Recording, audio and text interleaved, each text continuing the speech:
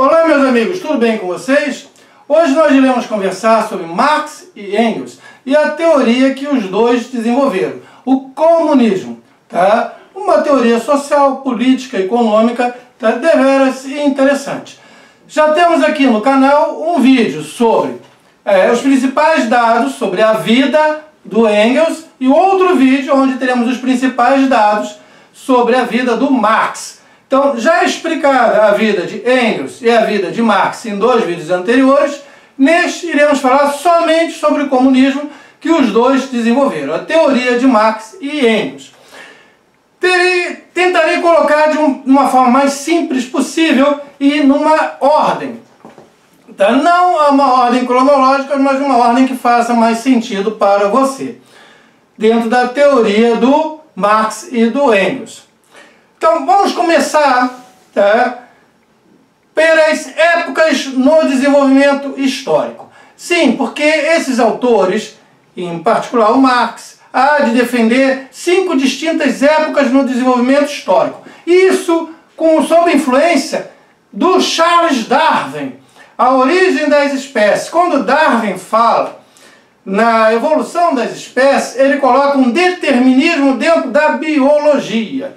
E o Marx e o Engels vão enxergar esse determinismo dentro da sociedade. Então aqui nós temos um determinismo social.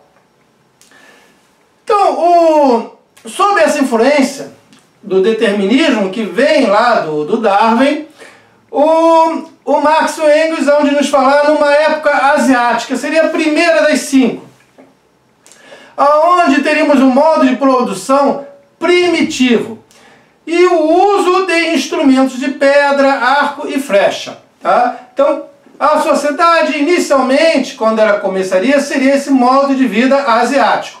Mas seria substituído pela época antiga, onde teríamos a escravidão e a idade do metal. Tá?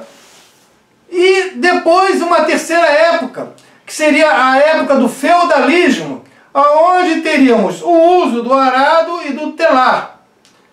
E finalmente a época na qual nós vivemos ainda hoje, a época em que vivia o Marx e o Engels, que seria a época do capitalismo, com o desenvolvimento da indústria e o surgimento da burguesia e do proletariado, duas classes sociais, segundo Marx e Engels, em oposição dialética.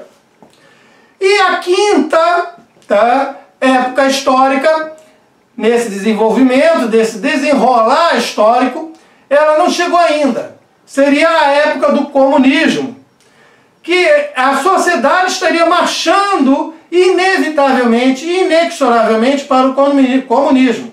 As pessoas poderiam ajudar antecipando a chegada do comunismo, mas você não teria como evitar, tá, dele chegar, porque é inevitável, há um determinismo aqui. A sociedade caminha em direção à época histórica do comunismo. Onde teríamos o quê? Onde teríamos uma sociedade sem classe e também sem Estado.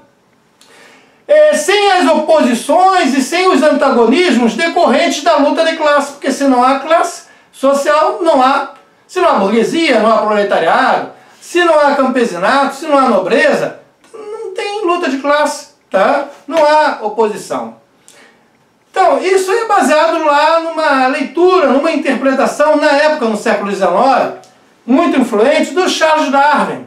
Vários pensadores leram a origem das espécies e desenvolveram as suas próprias teorias com base em um determinismo, tá? Onde viam uma evolução. Da mesma forma que o Darwin viu uma evolução no seu livro A Origem das Espécies, eles viram uma evolução em tudo quanto é lugar. No caso, Marx e Engels viram uma evolução dentro da sociedade. Tá bom? Agora, eu falei em burguesia e proletariado, duas classes sociais dentro do capitalismo. Ora, quando eu falo em burguesia, eu estou falando que existe uma burguesia industrial e uma outra comercial. Ou seja, são os proprietários dos meios de produção. O burguês é o dono da fábrica, é o dono do comércio, tá? É o empresário. Isso, gente. Quando eu chamo burguês, eu estou falando do empresário. Tá? A palavra vem lá do burgo, entendeu? Lá no meio da Idade Média, mas não precisamos nos ater nisso. tá? O dono da fábrica, o dono da empresa, tá? O dono do comércio, aquele que contrata os funcionários é o burguês. E ele é considerado, dentro dessa teoria, como parte de uma classe social composta por opressores e exploradores. Estão explorando o pobre coitado do trabalhador, pagando um salário de fome e tendo lucro em cima desse trabalhador. Tá? E quem é esse trabalhador explorado? É o proletário. O proletariado é composto pelos trabalhadores que nada mais tem além da sua força de trabalho. Se você trabalha na empresa, você trabalha no comércio, você é um explorado, você é um oprimido. Tá? Então são os trabalhadores, em particular o Marx e o Engels pensam nos trabalhadores da indústria, que só possuem a força de trabalho e nada mais. Ora, proletariados, vamos buscar essa expressão lá na Roma Antiga, tá? Porque vem lá do latim, para os romanos. Eles seriam aquelas pessoas que só teriam para contribuir para o Estado romano a sua prole, sabe? Seus filhos, a prole, os filhos. Então aquele que nada mais tem além dos filhos para dar para o Estado romano, tá? Seria o proletariado. Tá? Aqui o Marx e o Engels vão adaptar para dizer o proletariado é aquele que só tem como contribuir com a sua força de trabalho, ele não é dono de coisa alguma. Então ele trabalha para o burguês, ele trabalha para aquele que é proprietário dos meios de produção, da fábrica, tá? Do comércio, tá? Vendendo o que? A sua força de trabalho como se fosse uma mercadoria como outra qualquer dentro do mercado de trabalho. Então, este trabalhador proletariado é aquele que só possui a força de trabalho e nada mais. E aí nós entramos com a teoria do valor das mercadorias, tá? E a mais-valia. O Marx vai dizer que se uma determinada fábrica produz um determinado objeto nesta fábrica, um vestido, uma roupa, um carro, sei lá o que, tá? Um livro, tá? Este objeto que foi produzido, ele tem um custo para o burguês, tá? A burguesia empresarial, tem um custo. Só que ele é vendido por um preço superior a este custo. Daí nós temos o lucro. O lucro é aquilo que, após o meu investimento no maquinário, após eu pagar o salário do empregado, após eu pagar o aluguel da fábrica, após eu pagar tudo, tá? Eu vendi a mercadoria e me sobrou algum dinheiro. Então esse dinheiro misterioso que me sobra quando eu vendo a mercadoria, o lucro, o Marx e o Engels vão chamar de mais-valia. Eles vão dizer que o que gera o valor de uma mercadoria é o trabalho. O trabalho necessário para que aquela mercadoria fosse feita, fosse confeccionada, fosse criada. Então veja, como o burguês teve lucro, significa que uma parte do trabalho dos trabalhadores não foi paga, tá? Foi roubada, foi explorada. Por quê? Porque esta parte não paga é o lucro do burguês, é a mais-valia. Entendeu, gente? Tá? Não vou entrar em crítica aqui, tá? Tem inúmeras críticas que podemos fazer a isto. Não vou entrar em crítica, só estou explicando que mais-valia seria o que hoje nós chamaríamos de lucro. Que por Marx e Engels, já que o valor da mercadoria é relacionado ao trabalho necessário para fabricar aquela mercadoria, tá? A mais-valia é o trabalho que não foi pago ao trabalhador. Deveria ter sido pago. Como não foi pago ao trabalhador, ele está sendo explorado pelo burguês, que ficou com parte do trabalho deste indivíduo. A mais-valia, o lucro. Tá? O dinheiro que sobra ao burguês deveria ser distribuído igualmente pelos trabalhadores. Nós temos um conflito dialético, tá, entre as classes, a chamada luta de classe. Quando eu falo em dialético, eu falo em conversa, tá? Você argumentar com outra pessoa. Eu tenho uma ideia, você tem outra ideia, nós vamos argumentar. Sugiro que você veja aqui, se quiser saber as origens da dialética, vá lá para o Sócrates. Na playlist Sócrates, Platão e Aristóteles, temos vários vídeos sobre Sócrates, onde eu explico na concepção dele o que é a dialética.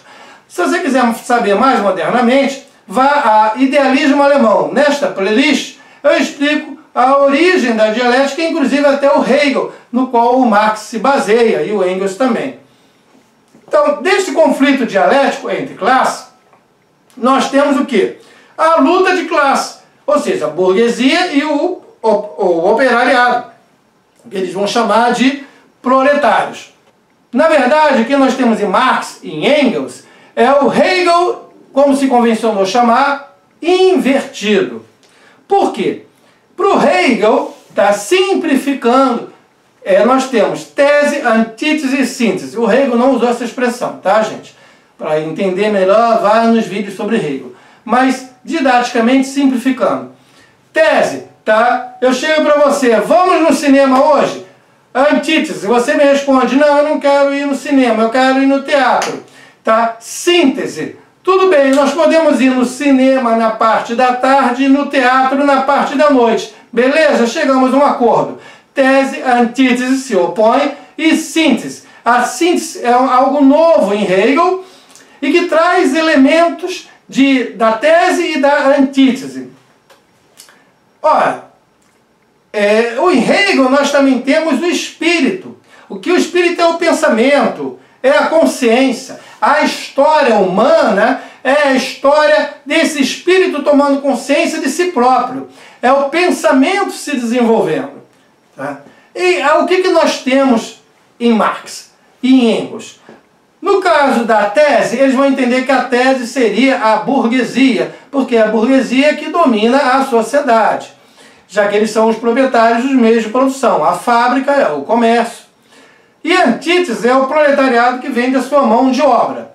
Só que ao contrário de Hegel, porque no Hegel nós temos a síntese, que vai trazer elementos de um e de outro, e vai dar prosseguimento a uma nova tese, uma nova antítese e uma nova síntese. Não. No caso do Marx e do Engels, a tese vai ser substituída pela antítese. Não vai ter uma síntese. Tá? O proletariado vai tomar o poder e deixa de existir a burguesia. E no caso do espírito, da consciência, do pensamento, tá? Construindo a história e tomando consciência de si enquanto constrói a história, o Marx e Engels vão ser completamente materialistas. Eles vão ver no desenrolar da história simplesmente algo vinculado à economia, tá? Aos meios de produção, a esses modos de produção e as relações de trabalho ali existentes. Tá? Eles não vão ver o espírito, no sentido espírito aqui no sentido de pensamento. Tá? Eles não vão ver a consciência, não. Eles vão ver somente o materialismo. Tá? Materialismo histórico, tá? Econômico, tá? Que há de se desenrolar dentro do transcorrer histórico. Por isso que seria o Hegel invertido. Eles começam com o Hegel, mas eles modificam bastante o Hegel. Nós temos, então, no lugar dessa evolução do espírito, do pensamento, da consciência presente em Hegel, nós temos a economia, a história e os modos de produção, como as forças materiais econômicas que hão de mover todo o transcurso histórico, a história da humanidade. Veja, no caso do Marx e do Engels, eles vão entender que conforme há um avanço da sociedade, conforme a história vai transcorrendo, a sociedade vai evoluindo, a burguesia ela há de diminuir. Por quê? Porque a cada nova crise há um excesso de produção. Os trabalhadores ganham cada vez menos. Então eles não têm dinheiro para comprar o produto. Então você tem muito produto e pouca gente com dinheiro para comprar. Então alguns burgueses que têm empresa, que têm comércio, vão à falência. Eles vão quebrar. Então você tem uma crise, porque várias empresas quebram. Então cada vez você tem um número menor de burgueses, ou seja, cada vez você tem um número menor de empresários, de comerciantes, de proprietários dos meios de produção. Esses poucos é que vão produzir para toda a sociedade. Por sua vez, aqueles que nada têm vão aumentando, porque aqueles que antes eram burgueses e tinham alguma coisinha, tinham um comércio, tinham uma pequena empresa, agora não tem mais, então eles têm que vender a sua força de trabalho. Então a burguesia ela diminui no transcorrer do tempo. E o proletariado, ele aumenta constantemente. Ora, vai chegar um ponto que você vai ter na classe social da burguesia um número muito pequeno. E na classe social do proletariado um número muito grande de pessoas. O que vai ensejar uma revolução. Que revolução? Revolução comunista. Em duas fases. A primeira fase vamos ter uma ditadura. A ditadura do proletariado. E na segunda fase, aí sim, teremos o comunismo, que é a sociedade sem classe, a sociedade que não tem sequer o Estado. Gente, está gostando? Deixa o teu comentário, quero saber a sua opinião sobre essa teoria. Se não for inscrito, se inscreva aí no canal. Olha, o Marx e o Engels vão falar em dois estágios, duas visões dessa sociedade nossa aqui. A primeira pode ser chamada de base. Se eu pegar do alemão, a palavra mais correta, vinculada ao Marx, é base mesmo. A base econômica. Mas hoje, modernamente, se usa muito estrutura e até infraestrutura, que está corretíssimo. Você vai encontrar muitos textos contemporâneos falando em infraestrutura, está correto. Mas se você quiser ser mais fiel aos escritos do Marx, seria a base. A base econômica da sociedade é a mesa. Imagina uma mesa. Então, a mesa, a superfície da mesa é esta base. Tá? Onde nós temos o quê? Nós temos as forças produtivas da sociedade. Essas forças produtivas, elas são a tecnologia existente naquela época. E os meios de produção. Você tem uma fábrica, você tem uma determinada tecnologia que faz aquela fábrica funcionar. Você tem um determinado maquinário. São os meios de produção ali existentes. E também as relações de trabalho. As relações de trabalho são as relações econômicas e sociais que surgem a partir da produção. Ou seja, eu sou empregado, eu vendo a minha força de trabalho, faço um contrato de trabalho para o burguês dono da fábrica. Tá? Há uma relação contratual, inclusive jurídica, tá?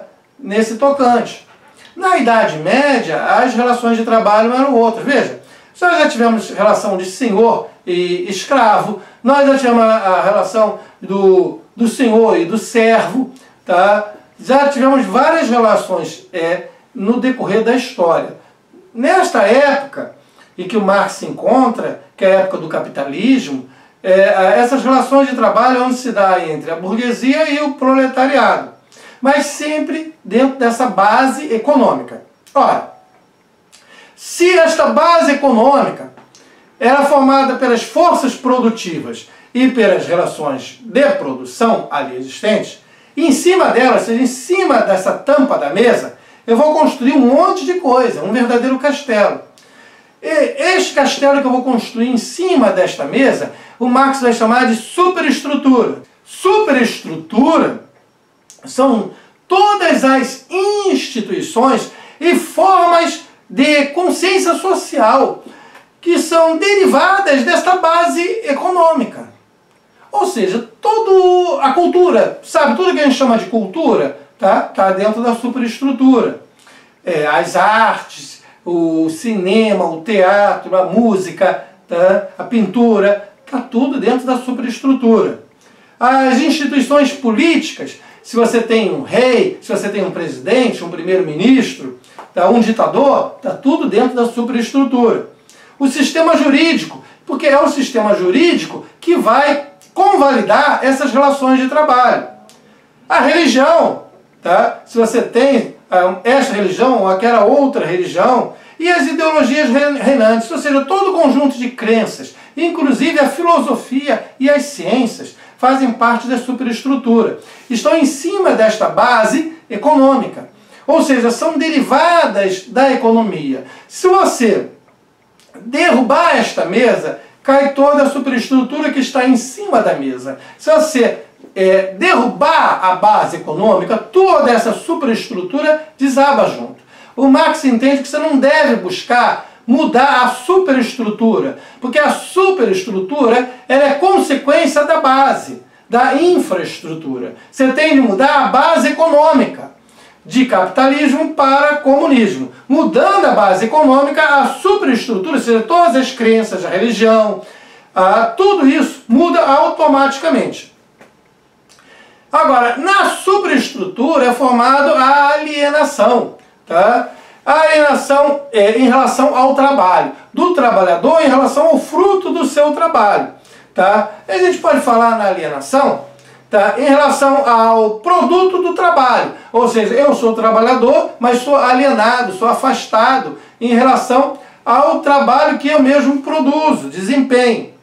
Eu também tenho a alienação em relação a sua específica atividade laboral, minha atividade de trabalho. Eu posso ter também a alienação em relação à sua própria essência, minha essência enquanto pessoa, sabe, enquanto trabalhador. E eu posso ter essa alienação também em relação ao próximo, a outra pessoa, tá, com quem eu trabalho, tá, aos meus colegas trabalhadores. Então, tem estas formas de apresentar a alienação. A alienação é um conceito muito importante, porque ela perpetua o sistema capitalista, na medida em que você acaba não questionando e não percebendo o quanto você é explorado, o quanto você é oprimido dentro dessas relações de trabalho e a necessidade de mudar essas relações de trabalho para uma sociedade comunista. Portanto, a alienação se dá em relação o trabalho, claro está, não? Também ao produto desse trabalho e, em terceiro lugar, em relação a si mesmo. Tá? Então a alienação é ampla. Tá? Veja, em relação ao trabalho, tá? O ato de trabalhar, ele passa a ser uma atividade externa ao trabalhador, e uma atividade, eu diria, forçada a esse trabalhador. Não é uma coisa natural. Em relação ao produto deste trabalho, a alienação, tá, ela faz com que o produto desse trabalho não seja propriedade do trabalhador, e sim do capitalista. Eu trabalho, mas eu não sou o proprietário do meu trabalho. O outro é que é. Tá? E a alienação em relação a si mesmo, tá, ela se dá, tá, quando a alienação de sua verdadeira natureza humana, tá, ao desempenhar um trabalho que, por sua vez, também é alienado. O trabalhador, dentro da concepção do Marx e do Engels, ele é visto como mais uma mercadoria dentro do mercado. Temos o mercado e a força de trabalho desse trabalhador está à venda. Tá? Eu vou pagar de acordo com as minhas necessidades, tá, dentro da minha empresa. Sendo que quanto menos eu pago de salário, mais lucro eu tenho. Porque mais barato se torna a produção da mercadoria. Daí a mais-valia. Tá? Então o trabalhador é mais uma mercadoria dentro do mercado. E a revolução comunista, ela há de surgir em uma sociedade altamente industrializada, claro, porque é preciso que essa sociedade chegue a um tal patamar que a burguesia fique uma classe bem pequena e o proletariado uma classe enorme. Aí, naturalmente, esta mesa é virada. Tá? Muda-se a base econômica e tudo que está em cima da mesa desaba. Toda a superestrutura desaba. Passamos até então uma revolução comunista. E o que vai caracterizar o comunismo? Eu já falei que é uma sociedade sem classe. Eu já falei que ela também não vai ter Estado. Mas há uma frase que você, se bem que você não encontre diretamente nos escritos de Marx e Engels, mas está implícito ali, tá, em várias de suas obras, que pode ser assim resumido é até um lema comunista. De cada qual, segundo as suas capacidades. A cada qual, segundo suas necessidades. Veja bem, quando eu digo de cada qual, segundo as suas capacidades, eu estou dizendo o seguinte: se você tem uma capacidade maior de trabalho, trabalhe mais, tá? Trabalhe o quanto você puder trabalhar. Essa é a sociedade comunista. Se você tem possibilidade de dar muito, dê muito. Então, de cada qual segundo as suas capacidades. Agora, na hora que eu for distribuir o fruto deste trabalho, vai ser a cada qual segundo as suas necessidades. Você trabalhou muito, mas você mora sozinho. O outro trabalhou menos que você. Claro, ele teve uma capacidade de trabalho menor que a sua, senão ele trabalharia mais. Mas ele tem uma família imensa para sustentar, então vamos dar mais dinheiro para ele, porque ele tem mais bocas para sustentar. As necessidades dele são maiores. Sabe o que acontece com a meritocracia? Não existe. Tá? Por isso que até hoje, tá, todo comunista é contra a meritocracia. A meritocracia não se encaixa dentro deste pensamento.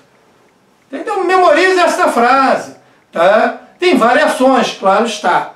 Tá? Uma das possibilidades é de cada qual segundo suas capacidades e a cada qual segundo suas necessidades.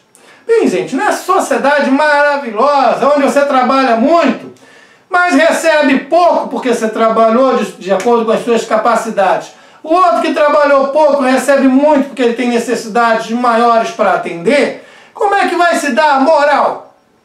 A moralidade, sim, a gente não falou do código de ética, da moral, como se comportar em sociedade, não é? A moral, segundo Marx e Engels, é a moral burguesa, a moral cristã, ou seja, faz parte da superestrutura, aquilo tudo que está em cima da mesa é consequência da base econômica. Então representa, a moral, ela há de representar os interesses da classe social dominante. E o objetivo da moral é manter a exploração de uma classe social sobre outra. Nesse tocante, a moral deve ser, sim, combatida. Os proletários devem lutar contra a moral reinante. Aí você vai me dizer, mas se a gente vai combater a moral, o que a gente vai adotar no lugar? Vamos adotar a moral proletária, não está evidente? Tá? E a moral proletária é diferente da moral burguesa. Tá? Porque o proletariado é a classe social revolucionária. E cabe ao proletariado, portanto, a tarefa histórica de fazer a Revolução Comunista. Aí, que regra a gente pode ter então para essa moral, para essa classe social revolucionária? Tá? Uma regra, uma norma moral geral. Tá? Simples. Tá? A moral, segundo o Marx e o Engels, a nova moral, essa moral do proletário, ela deve ser resumida da seguinte forma, tá? Tudo que possa favorecer a tarefa revolucionária e a implantação do comunismo é moralmente bom. Se você pode antecipar, porque é inevitável que o comunismo vai vir, há um determinismo nisso. Mas se você pode ajudar antecipando a vinda do comunismo, é moralmente bom. Mas para isso eu tive de matar, mentir, roubar? Tem problema não. O Stalin mesmo matou, ele e a quadrilha dele, 40 pessoas e feriu outras tantas no assalto a banco, tá? Antes da Revolução de 17, de outubro de 17, mas foi em proveito da Revolução Comunista, então isso é bom, tá? O assalto a banco é bom. Aqui no Brasil mesmo, os guerrilheiros treinados em Cuba, na década de 70, assaltavam bancos e matavam os agentes de segurança pública. Mas isso é bom, moralmente bom, porque está antecipando a Revolução Comunista. Então, tudo que possa favorecer a tarefa revolucionária e a implantação do comunismo é moralmente bom. Por sua vez, tudo que possa tornar mais lenta a revolução ou atue para manter o atual sistema capitalista é moralmente mal. Então, dizer a verdade, mas o Stalin matou milhões e milhões, tá? O Lenin também, tá? Não, isso é mal. Ele fala em mal, o Mao Tse Tung também matou milhões. Não, mas isso moralmente isso é mal, eu não posso falar isso, porque estou prejudicando, tá, a vinda da Revolução Comunista. O que as pessoas vão de pensar quando os seus heróis, como Che Guevara, Mas se eu falar que o Che Guevara é um assassino, e ele é, tá? Isso moralmente é mal. Eu estou me comportando de uma forma moral errada. Por quê? As pessoas idolatram o Che Guevara, põem ele na camisa. Você põe a estampa de um assassino na sua camisa. De um assassino, veja bem, que tudo que fez deu errado na vida. Tá? Só a Revolução de Cuba deu certo ainda assim porque teve os Castros ali segurando ele. Na África deu errado, tá? No restante deu errado também. Mas se eu falo isto, tá? Não é correto. Tá? Mas é verdade, tem fatos históricos? Sim, é verdade, tem fatos históricos comprovando. Mas é moralmente mal, porque eu estou retardando a possibilidade de uma revolução comunista. Se as pessoas acreditarem nisso, tá? Elas talvez não usem a camisa com a estampa do Che Guevara. Entendeu, gente? Não é dizer a verdade, a mentira, porque isso está dentro da superestrutura, que é burguesa. A superestrutura, ela está ali com um conjunto de crenças, mesmo a filosofia, a religião, a ciência, a parte jurídica, um conjunto de crenças que visa a perpetuar a classe dominante no poder. Tá? Então, tudo o que possa tornar mais lenta a vinda da revolução comunista, ou que atue para manter o atual estado de coisas, o atual sistema capitalista, deve ser entendido como sendo moralmente mal. Entendeu? Se entendeu, deixa o teu comentário que eu quero saber a tua opinião. Tá bom? Olha, eu procurei ser menos crítico nesse vídeo e me ater aos fatos. Tá? Se mesmo assim alguém achou que eu fui crítico, na verdade não fui. Você nem tem ideia do que é ser crítico aqui. Eu só narrei a teoria como ela de fato o é. Olha, muito obrigado pela presença, valeu mesmo, até mais.